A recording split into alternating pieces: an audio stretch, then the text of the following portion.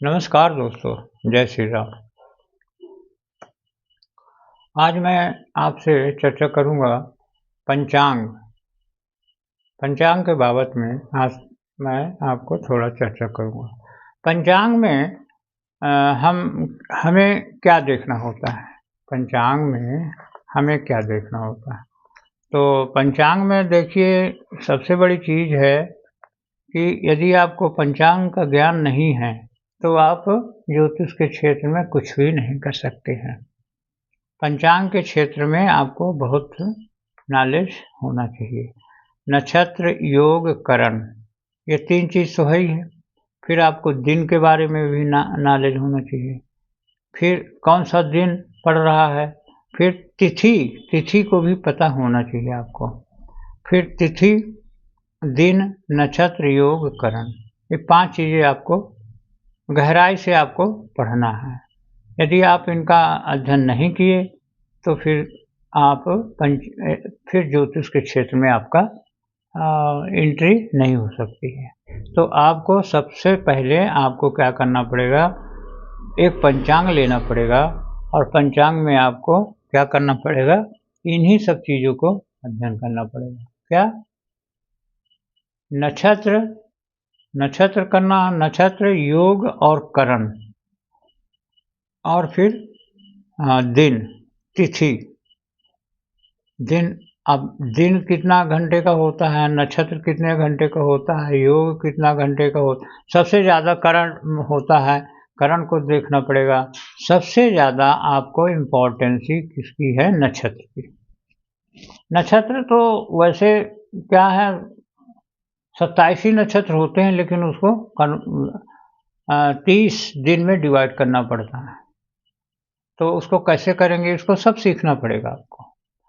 जब आप सीख लेंगे तो आपको ये सरल लगने लगेगा, नहीं तो फिर ये आपको कठिन ही है। और फिर उसके बाद में आपको नक्षत्र के बारे में जानकारी होना चाहिए।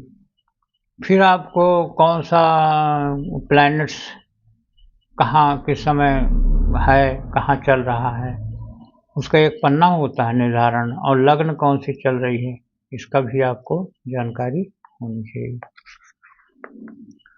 ये सब आपको जानकारी होनी चाहिए। यदि आपकी जानकारी इन सब क्षेत्रों में नहीं है तो फिर आपको पंचांग कुछ नहीं कर पाएगा। इसलिए पंचांग को सीखना बहुत ज़रूरी है।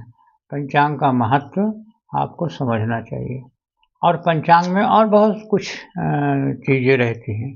पंचांग में आपको मुहूर्त के बारे में जानकारी रहती है। मुहूर्त, विवाह मुहूर्त और मेलापक के बारे में जानकारी है, और किसके बारे में जानकारी है पंचांग में, और माने ज्योतिष के बाबत में सब कुछ पंचांग में आपको क्लियर रहेगा।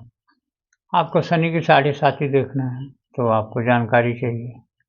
आपको मंगला मंगली देखना है तो आपको पंचांग को देखना ही होगा। आपको कालसर्प दोष देखना है, वो भी आपको पंचांग को आपको देखना ही पड़ेगा।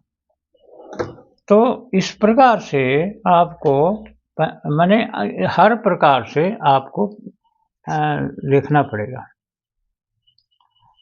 पंचांग एक बड़ी चीज़ है। पंचांग के बिना तो कुछ आप कर नहीं सकते ज्योतिष में।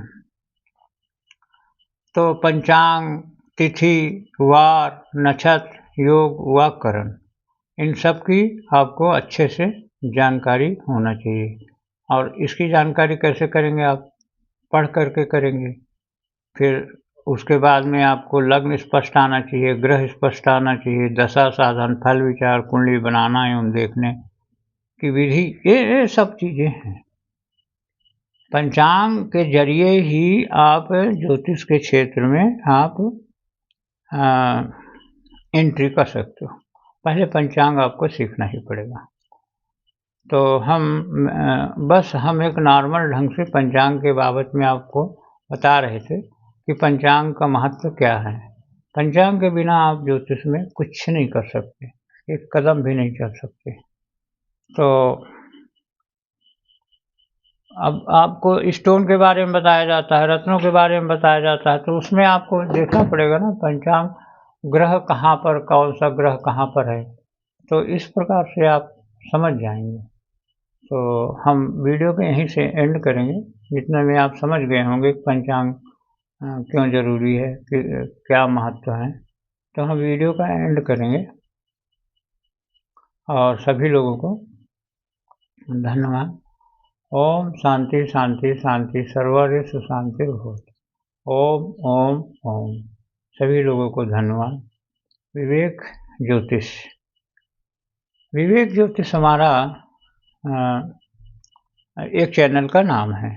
तो हमें इस चैनल पे आपके आशीर्वाद के रूप में बहुत सारा सब्सक्रिप्शन चाहिए।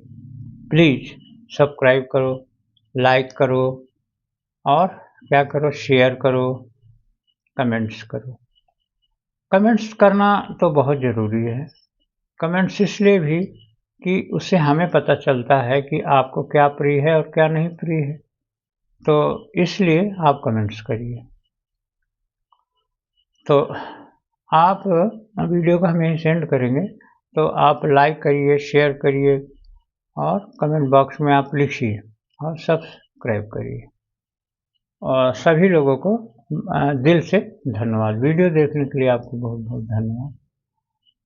ओम शांति शांति शांति सर्वरिषु शांति भवतु। ओम ओम ओम।